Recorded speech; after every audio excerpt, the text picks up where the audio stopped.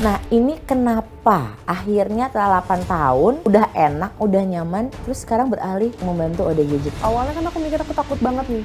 Dan di situ aku ngerasa kayak, wah ini tuh bener-bener sesuatu yang kebaikan tidak bisa ternilai oleh apapun gitu. Tapi pernah nggak mungkin di awalnya Kak Novi diserang atau Aku waktu itu di Tasik dilempar batu, aku dihantam, dipukul, sampai aku jatuh ke belakang, itu sakit banget sih. Hal apapun sampai detik ini aku melakukan kebaikan, aku cuman niatnya, ini buat mamaku, ini buat mamaku. Terima kasih udah menjadi ibu yang terbaik. Mau udah lemes banget, padahal udah fisiknya udah lemah. Dia menguatkan diri dia, ini buat anak gitu. Makanya aduh masih inget sampai sekarang.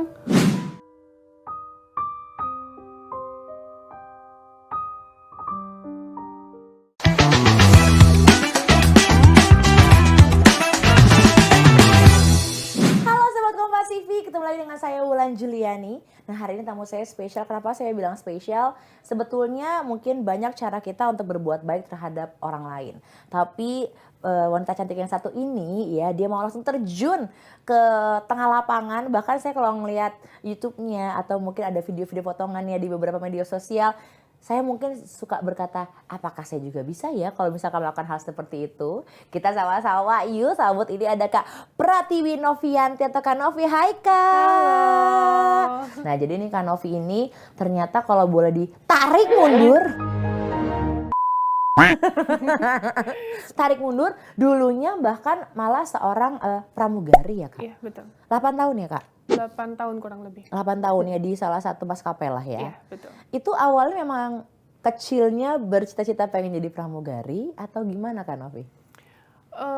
Waktu itu kan emang lulus sekolah terus kita coba-coba aja. Waktu itu kan emang lulusan pariwisata perhotelan. Kita coba jadi pramugari, ternyata masuk, terus bekerjalah selama 8 tahun. Oke. Udah menikmati belum Kak 8 tahun sebagai pramugari? Sudah zona nyaman sebenarnya. Aduh, sudah Sudah zona zona nyaman nyaman, ya. iya. Tapi masih ingat gak sih kalau misalkan aku bilang, Kak coba dong praktekin yang apa gimana tuh pasang seat belt gitu. Masih ingat gak sih Kak? Masih sih, tapi harus ada announcement instruksinya. Oh, masa aku yang nanti salah gitu. Nanti ada, baik Bapak Ibu semuanya, jangan khawatir kita lompat bersama, nggak lucu ya. Jangan. Nanti bingung ya jadinya ya. Nah ini kenapa akhirnya setelah 8 tahun udah enak, udah nyaman, terus sekarang beralih profesi untuk membantu, kita bilangnya apa, sahabat ODGJ, teman-teman ODGJ? ODGJ. ODGJ, malah untuk membantu ODGJ, kenapa tuh Kak Novi? Karena waktu itu titik di mana kita lagi COVID. Oh oke. Ya, COVID di 2020. Terus waktu itu aku unpaid leave, cuti di luar tanggungan. Aku bingung nih mau ngapain nih cuti nih kita. Terus akhirnya aku nonton salah satu YouTube, itu emang fokus tentang ODGJ. Dia ngebantu Oke. ODGJ terlantar dan ada suatu yayasan di daerah Tasik. Nah aku penasaran, emang nggak bahaya ya gitu. Awalnya kan aku mikir aku takut banget nih. Tapi aku nggak mau kebaikan itu terhalang dengan rasa ketakutan gitu. Makanya aku coba datang ke yayasan tersebut di daerah Tasik. Datang ke sana ternyata aku ngeliat ternyata ODGJ itu nggak sebahaya itu, nggak seserem itu. Bahkan aku diajakin sama ketua yayasannya mencari ODGJ di jalan. Dan di situ aku ngerasa kayak, wah ini tuh bener-bener apa ya, sesuatu yang kebaikan tidak bisa ternilai oleh apapun gitu. Kayak kita kan mandiin pakai tangan sendiri, Betul, cukurin cukur rambut, rambut. gantiin baju, mandiin dan lain-lain gitu. Jujur nih, kita ngomong secara manusiawi ya, secara manusia pasti kan ada rasa, mohon maaf sekali, jijik, ya kan, maksudnya apalagi kan mungkin sahabat ODGJ yang di jalan ya, kita nggak ngomong yang udah mungkin sudah ditangani gitu ya, kan kita nggak tahu ya Kak, maksudnya mereka seperti apa kondisinya gitu. Betul. Itu awalnya Kak Novi nggak ada rasa seperti itu gitu? Nggak ada sama sekali, karena kan biasanya aku pramugari. Pramugari kan membersihkan toilet di pesawat gitu, dan aku tidak pernah ngandelin cleaner yang ada di pesawat. Jadi selama aku bisa bersihin ya bersihinnya sendiri. Jadi kayak kita mandiin ODGJ atau ngebantu ODGJ sama aja, jadi nggak ada bedanya sama sekali. Wow, Gitu. kamu keren banget nih. Apalagi perempuan ya. Maksudnya kalau laki-laki kan masih ada ya tenaga gitu kalau misalkan. Karena kita nggak tahu kondisinya ODGJ-nya kan apakah Betul, lagi stabil. lagi stabil atau enggak. Tapi pernah nggak mungkin di awalnya Kak Novi mendapatkan suatu apa ya istilahnya diserang atau mungkin apa? Sering dong, di YouTube kan ada yang aku waktu itu di Tasik dilempar batu, Terus waktu di Indramayu aku dihantam, dipukul sampai aku jatuh ke belakang. Tapi nggak ngebuat aku nyerah, itu malah semakin aku harus bisa nih bersihin dia, aku harus bisa bawa dia gitu ke tempat yang lebih layak, karena kan waktu dia tinggal di tempat sampah gitu. Itu kalau nggak salah kakak dilempar batu juga sampai bengkok ya kak? Yes, betul. Sampai sekarang? Sampai sekarang aku belum cek lagi sih, tapi Oke. setahun yang lalu ada Ada pembengkokan. gambarnya. Pembengkokan karena dilempar itu? Iya kan batunya besar. Oh my god. Dan aku belum siap waktu itu, karena aku lagi bercanda-bercanda sama kameramen, tiba-tiba dia langsung ngambil batu dan itu cepet banget ke aku. Itu sakit banget sih. Sempat ada trauma beberapa jam atau beberapa hari nggak sih kayak Enggak dong, nggak ada? kan setelah itu aku langsung Uber lagi. Aku langsung lari-lari ngejar dia. Aku mikir gimana caranya dia harus aku bawa nih gitu. Aku kan jarang sampai ke sawah-sawah. Nah itu akhirnya ronsennya nih kapan kak? Akhirnya meriksainnya? 2 hari setelahnya, karena aku jalan tuh sakit banget. Jadi kayak bener-bener aku mikirnya memar biasa kali, udah dipijit aja. Enggak, ternyata parah banget gitu. Dalam seminggu itu aku kalau duduk mobil kayak bentar gitu-gitu dulu. Oh iya, ngerti. Maksudnya saya kayak jadi kayak lebih ke abis jatuh ya kak? Iya, habis jatuh kan batunya besar, soalnya dia lempar pas di tulang ekor. Nah Kak Novi kalau untuk mencari yang di jalan gitu, sesulit itu nggak sih kak? Atau memang udah ada yang ngasih tahu nih, misalkan menghubungi timnya Kak Novi atau Kak Novi kayak gue ngeliat nih ada ini nih gitu. Ada yang ngasih info via DM biasanya, Instagram gitu. Biasanya Instagram ya. Tapi sejauh ini kalau dari yang Kak Novi udah datangi, yang mungkin ya paling banyak terdapat ODGJ itu daerah mana sih kak? Jawa Timur, Jawa Tengah. Jawa Timur, Jawa Nah Tengah. itu juga penanganannya agak sulit karena kita kadang terhalang dinas sosialnya. Kan Bentrok juga sama dinas sosial? bukan bentrok, jadi kayak misalnya gini, kita minta tolong, Pak tolong ya nih ada ODGJ di daerah, misalnya salah satu contoh di Nah ternyata dinas sosialnya tuh kayak kurang respon ke kita gitu. Nah jadi ya kita bingung nanganin ODGJ-nya gimana. Kita sering loh bawa dari kemana, kota-kota mana kita bawa ke Jakarta. Karena kita bingung penanganannya gimana. Aku nggak mungkin dengan teganya taruh di jalan lagi gitu. Aku nggak bisa kayak gitu. Oke, akhirnya kakak bawa ke Jakarta. Bawa ke Jakarta. Berarti ke rumah sakit atau? Kita masukin ke rumah sakit jiwa dulu, terus kita post di YouTube, semoga ada keluarga yang ngenalin. Kalau ada keluarga yang ngenalin, kita kembalikan sejauh manapun kita akan mengantarkan. Tapi kalau emang nggak ada, kita taruh yayasan. Gitu. Oke. Jadi kayak Kak Novi tuh punya yayasan ya? Kita ada yayasan, tapi kalau untuk ODGJ yang belum mandiri, kita taruhnya di yayasan di Bekasi, kita ada kerjasama. Tapi kalau sudah mandiri dan perempuan, kita bawa ke tempat kita. Oke. Mandiri, bisa dibilang sebagai ODGJ yang maksudnya sudah mandiri, itu kalau dia sudah apa kak batasannya? Kan kita bawa ke rumah sakit jiwa dulu nih. Biasanya kan dia udah bisa menjaga kebersihan, terus tidak menyakiti orang lain, karena di rumahku ada bayi. Gitu. Jadi aku nggak akan mungkin membawa orang yang berbahaya ke tempat tinggal kita gitu, yang notabene banyak bayi dan ada ODGJ yang lain juga yang kita bantu gitu. Udah pernah ada yang dikembalikan ke apa namanya keluarganya kak? Abah Ismail sudah sehat alhamdulillah, terus kita kembalikan ke keluarganya. Banyak juga yang udah pulih banget itu kita kembalikan, bahkan sudah dinyatakan stop obat. Gitu. Itu yang di daerah Riau, Pak Apin. Terus ada juga di Tangerang, Dewi, itu sembuh total. Tadinya dia menyakiti anaknya, gitu. Karena ngasih air panas, susu panas gitu ke anaknya. Terus anaknya nggak dikasih makan, giliran dikasih makan sama tetangganya dia marah-marah. Sampai bawa senjata tajam, gitu. Akhirnya kita evakuasi, kita bawa ke RSJ, dari RSJ ke yayasan, dia adaptasi, pemulihan, baru dikembalikan. Biasanya prosesnya berapa lama sih kak? Dari yang istilahnya mungkin levelnya udah parah gitu ya? Estimasi 3 bulan. 3 bulan? 3 bulan. Kita lihat dulu progresnya. Kalau selama 3 bulan masih parah, kita tambah lagi. Gitu. Kita ini banget sih, maksudnya benar-benar effort banget. Kayak dari rumah sakit jiwa ini masih belum pulih ke rumah sakit jiwa ini gitu. Jadi kita bolak-balik daerah Jakarta kan lumayan ada 2 ya. Jakarta ada 2, terus Bogor ada 1 rumah sakit jiwa ya. Kita coba muter-muter itu aja sampai kita lihat oke, ini udah membaik deh baru. Ini biayanya dari mana ya? Ini maksudnya, ya aku jujur aja gitu ya. Masuk ke rumah sakit itu kan bukan suatu hal yang mudah ya kak gitu. Mungkin kalau satu orang oke, ini kan kakak membantu banyak gitu. Iya. Ya untuk saat ini sih kita dari penghasilan YouTube. Jadi penghasilan YouTube kita putar lagi untuk ngebantu orang gitu. Ya selalu seperti itu sih. Kalau dari penontonnya kakak dan lain-lain? Alhamdulillah sih untuk saat ini belum ada gitu. Tapi ya kita nggak pernah meminta ya. Jadi kalau emang ada yang mau datang, mungkin kayak kemarin ada bantuan dari salah satu artis gitu ya, kita seneng banget. Even apapun itu bentuknya, itu suatu perhatian yang jarang aku dapatkan gitu loh. Oh, tapi apakah cukup Kak? Dari maksudnya ya, kan Kakak bilangnya penghasilan dari YouTube doang nih gitu. Apakah cukup? Ya harus dicukup-cukupin.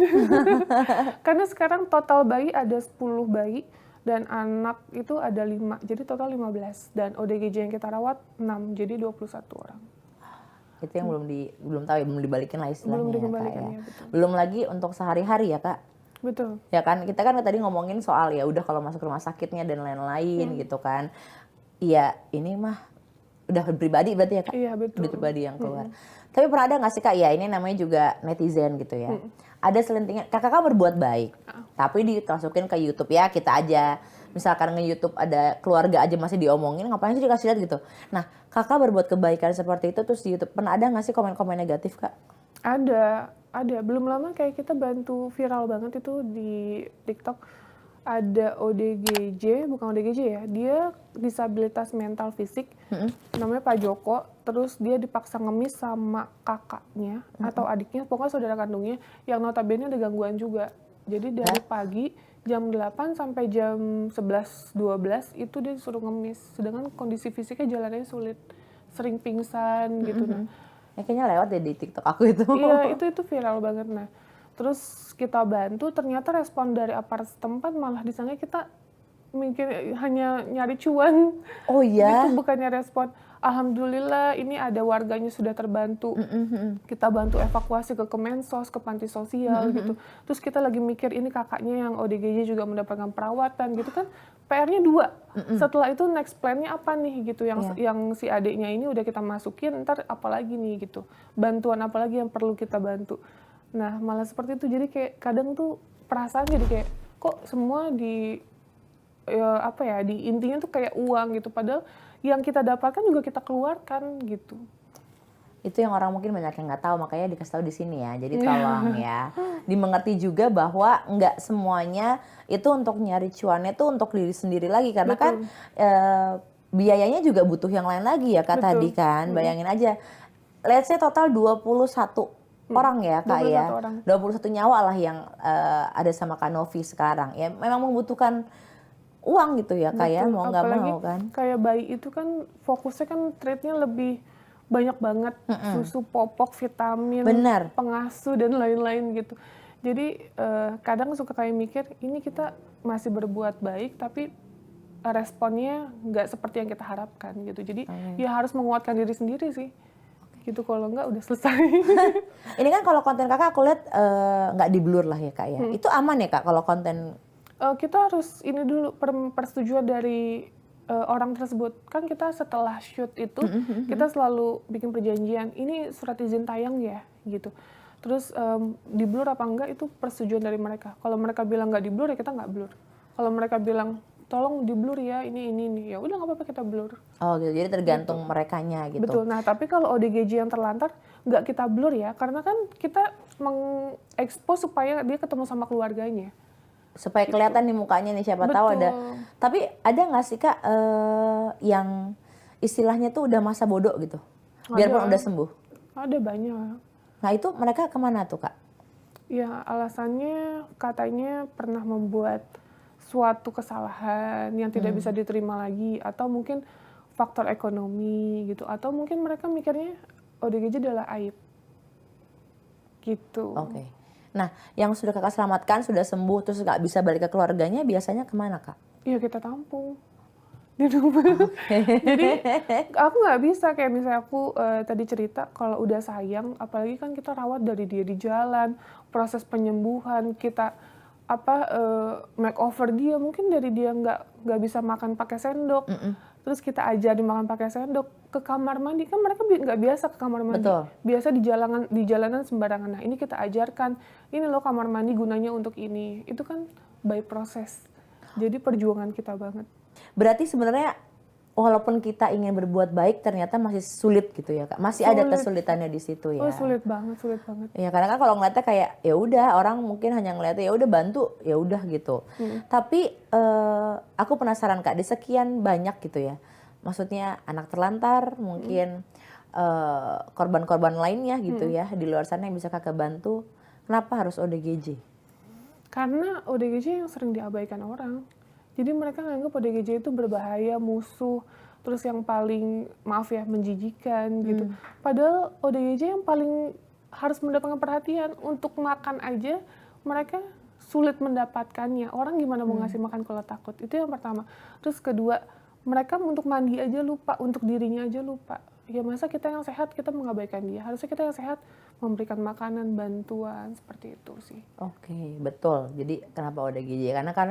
Karena ya aku sih jujur-jujur aja gitu ya. Kadang-kadang pun kalau ngelihat ada mungkin ODGJ di jalan pun masih Takut ya. takut. Maksudnya sejujur-jujurnya gitu. Walaupun kasihan tapi kalaupun kita ngasih sesuatu, apakah mereka akan menerima itu dengan baik yes, gitu betul. ataukah enggak gitu. Karena kan takutnya beda kan gitu. Dan itu pasti udah ada mungkin semua orang mikirnya juga sama gitu. Nanti mereka salah tangkap malah kita yang salah tanggap gitu ya. Terus kitanya yang diserang. diserang gitu. Betul. Tapi ya buktinya mohon maaf kalau udah mau berbuat baiklah seperti Kanovi ya. Bayangin aja udah dilempar gitu sahabat Kompas TV gitu terus masih oke, aku masih kejar dia gitu. Pokoknya masih berjuang terus gitu kan. Nah, kalau misalkan aku pengen tanya sedikit nih Kak. Kan Kakak merawat anak-anak yang ODGJ. Itu sebenarnya bisa keturunan nggak sih Kak? Pertanyaan bagus banget karena dari kemarin aku sempat kayak netizen banyak banget yang nanya soal ini. Tapi aku jelaskan bahwa ODGJ itu ibunya ODGJ, anaknya tidak memiliki gen. Karena ODGJ itu dibuat. Kayak dia depresi, dia stres, itu kan tekanan. Pada saat mungkin dia umur 21, mungkin umur 25, bukan dari lahir. Itu dibuat oleh manusia tekanan itu. Sehingga menjadi ODGJ, ODMK gitu, depresi, stres. Kalau bayi nggak ada urusannya sama ibunya gitu. Alhamdulillah kita ada anak paling besar umur 2,5 tahun ya. 2,5 tahun, kondisinya sehat alhamdulillah. Yang kedua umur 1 tahun 8 bulan, ketiga umur 9 bulan. Itu udah lumayan besar dan mereka aktif, ceria, pintar sekali, sehat dan cantik gitu. Tapi berarti nggak ada, misalkan kadang-kadang kan ada orang yang bilang kalau nanti maaf nih gitu misalkan ibunya ODGJ pasti nanti anaknya juga ODGJ, enggak ya? Enggak ada sama sekali. Beda sama maaf ya DS. Oh gitu. Oke. Kalau DS itu ya ada gennya ya gitu, tapi kalau ODGJ itu nggak ada sama sekali. Itu tergantung kita merawatnya, mendidiknya nanti. Betul. Dan mungkin pas dia besar apakah dia bisa untuk menanggung beban-beban hidup gitu ya. Seperti kita mungkin kalau nggak bisa nanggung beban hidup, mungkin sebenarnya kita juga bisa ada, ya kan, depresi dan lain-lain itu pasti bisa gitu. Dan itu bisa menyerang siapapun ya Kak ya? Menyerang siapapun, bahkan ada ODGJ bekas sarjana psikolog. Oh ya? Yes, itu ada di daerah Bandung gitu. Itu Kakak pas lagi nyari di... Enggak, kita dapat info ya itu ada. Jadi siapapun bisa, mau dosen, mau dokter, mau siapapun itu bisa. Ada mantan aparat hukum juga di Lampung. Gitu. Oke, mantan aparat hukum juga ada ya. Berarti sebenarnya siapapun gitu bisa terkena atau menjadi ODGJ gitu. Di antara semua ODGJ yang sudah Kanovi istilahnya, aku bisa bilang selamatkan ya, karena ya memang menyelamatkan mereka dari dunia di luar sana yang menurut kita aja, kita normal aja udah gitu ya, apalagi mereka gitu. Ada nggak yang ngena banget di hati Kanovi? Yang ngena di hati aku sebenarnya semuanya sih ngena, tapi mungkin lebih ke perjuanganku sih ya. Waktu aku ke Riau, aku ke Riau naik mobil. Hah? Serius Kak? Iya, karena kan kita mikirnya dia orang terlantar. Jadi itu aku dari Jakarta, Lampung, Palembang, Jambi, baru Riau. Dan itu kita nggak mandi di mobil. Oh my God. Itu beneran karena hotel full. Terus udah gitu ya udahlah kita bablas lagi, tidur cuma 1 jam di pom bensin, kita jalan lagi gitu. Itu bener-bener perjuanganku banget. Terus karena bapaknya ini maaf sekali tangannya semua busuk karena kan diikat sama dia besi apa segala macem gitu. Jadi pas aku bersihkan juga itu dia udah segala macem. Ada sendok lah, Hah? terus garpu diiket-iket sama dia. Oh Sampai iya, nyatu sama kulitnya. Kulit. Terus pakai damkar karena aku udah nggak bisa kan, udah nggak kuat, bukan masalah aromanya tapi lebih dia udah keluar. iya. Iya itu. Karena aromanya bukan, sorry ya, maaf banget, bukan aroma orang nggak mandi, Iya, tapi itu lebih luka. udah aroma luka yang Betul. akhirnya, maaf ya, mungkin membusuk atau Betul, apa itu kan, betul. karena kan besi sama kulit ya, lama-lama bisa tetanus dan Betul. lain-lain gitu ya, Kak. Itulah yang baunya yang bikin nggak nyaman gitu ya. Karena waktu kita hubungin klinik kan juga klinik nggak berani karena udah separah itu. Oke. Tapi nggak harus diapa-apain kan Kak tangannya? Waktu itu kan aku mikirnya mau diamputasi ya, tapi ternyata bisa diselamatkan. Oke, alhamdulillah. Gitu. Masih alhamdulillah. Nah, Kak Novi, untuk nasib tadi berarti ada berapa anaknya? 16 ya? 15. 15. Bayi itu yang Kakak angkat ya? Berarti Iya. ya? Anak-anak angkatnya Kakak ya? Jadi itu bayi ODGJ sama orang terlantar. Bayi dari ODGJ-nya? Itu berarti, maaf nih ya Kak, itu dia melahirkan setelah bertemu Kak Novi atau dia sudah melahirkan ada anaknya Kak Novi bawa? Jadi dia hamil dulu, terus aku dapat info misalnya di Semarang, terus di Palembang, di mana-mana. Nah, terus kita ambil, kita taruh di rumah sampai melahirkan, anaknya kita rawat. Nah, kalau ibunya selama ini kan juga ada yang dari Batam, itu anaknya dibawa, ibunya juga dibawa sampai sekarang. Gitu. Ada sebagian lagi, enggak sebagian, satu orang yang itu emang berbahaya banget karena udah mau menyakiti anaknya. Gitu. Jadi kita titipkan ke dinas sosial. Oke. Gitu. Tapi mereka tahu nggak sih Kak, misalkan mereka lagi hamil atau mereka punya anak, mereka tahu nggak? Tahu, mereka ngerti. Gitu, dan hampir semua disesar. Oh gitu? Iya, karena kan ya qadarullahnya melalui mereka ketemu kita, adanya kayak misalnya perbedaan dari perutnya, misalnya mungkin kepalanya di atas, nah Ya, harus sungsang gitu ya. harus sesar. Nah, akhirnya dengan kita ke rumah sakit, kita bawa, akhirnya kan kelihatan tuh kayak gitu-gitu. Coba kalau kita nggak tahu dan dia melahirkan di jalan gitu aja, kan bahaya banget untuk nyawa ibunya. Benar. Gitu. Dan bukan ibunya aja ya, anaknya juga bahaya Bahaya, nyawanya betul, iya. gitu ya. Jadinya menyelamatkan 2 nyawa lah Kak Betul. Novi. Tapi pernah sempat kalau masalah anak gitu ya Kak, ini dinas sosial juga gimana tuh Kak? Ini kan Kakak merawat anak ya, gitu loh. Maksudnya ngambil anak, merawat anak dari ODGJ ini. Ada, nanti gimana tuh Kak Aku sih prosesnya atau? enggak sih, karena kita atas nama legalitas yayasan ya, gitu, dan kita juga ada kerjasama dengan LBH. Jadi so far sih ya mandiri kita, nggak pernah ada bantuan dari dinas sosial atau siapapun.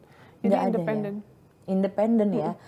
Wow, Kakak berarti mengambil satu ini ya, keputusan yang sangat luar biasa, membantu, tapi harusnya kan juga nggak lepas tangan juga ya Kak Iya, ya? betul. itu sih yang agak-agak bikin, padahal itu udah ada tugasnya masing-masing, dinas sosial udah ada tugasnya, tapi malah Kakak membantu tugasnya malah ya udah deh gitu Ya, ya. sebenarnya kan sesuai dengan undang-undang fakir miskin dan orang terlantar dipelihara oleh negara gitu. Nah, di sini aku membantu tugas negara yang mungkin tidak terjangkau, yang tidak pernah terlihat oleh pemerintah, aku rawat gitu. Nah, tapi kadang minta tolong juga untuk kayak kita daerah yang terjangkau dan pemerintah melihat masa tutup mata gitu ya, tolong dibantu seperti itu. Tolong dibantu pemerintah ya, ini bukan hal yang mudah soalnya ya Betul. Kak, betul. Nah Kak Novi, untuk nasib tadi berarti ada berapa anaknya? 16 ya?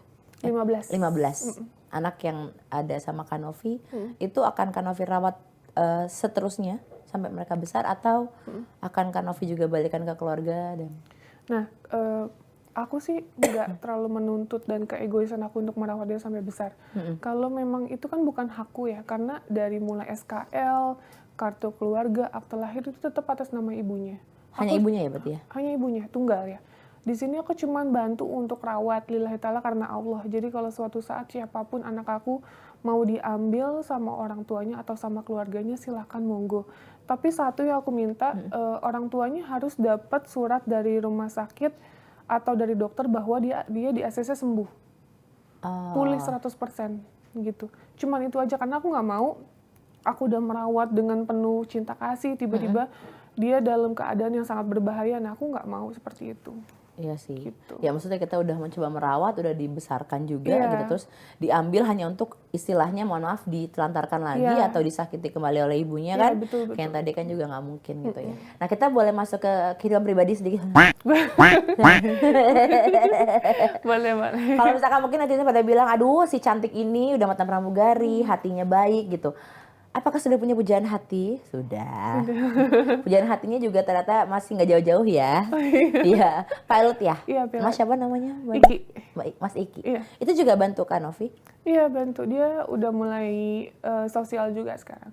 Oh berarti, tapi masih terbang juga? Oh, terbang. Dia terbang. Oke, itu Kak Novi yang mengajak. Ini kan pasti orang penasaran ya.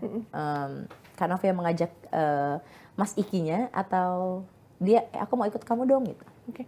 Jadi ini sebenarnya Iki ini mantanku 2019 waktu aku masih jadi pramugari. Nah, terus kita kembali lagi tahun kemarin gitu.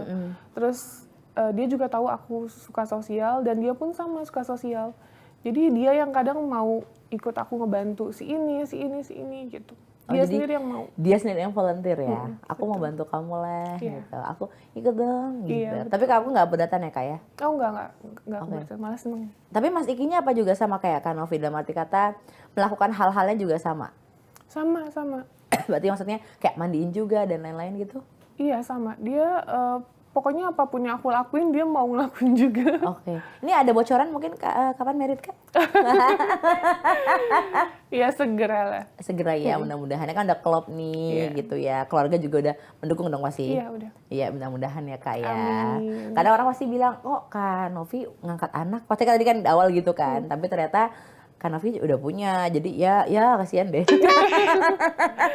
Takutnya ada yang, aku cantik banget itu. Sorry. Ya udah ada. Jadi ya udah lah ya gitu ya. Kalau dari orang tua, gimana tuh Kak? Kebetulan yang aku tahu kalau salah tolong diralat ya Kak ya. Ibu Kak Novi itu 2 hari sebelum Kak Novi jadi pramugari ya, iya, dipanggil oleh Yang Maha Kuasa, betul ya Kak ya? Iya, kanker. Oke, cancer waktu itu, berarti itu 8 tahun yang lalu kalau itu kan enggak ya? Udah 10 tahun.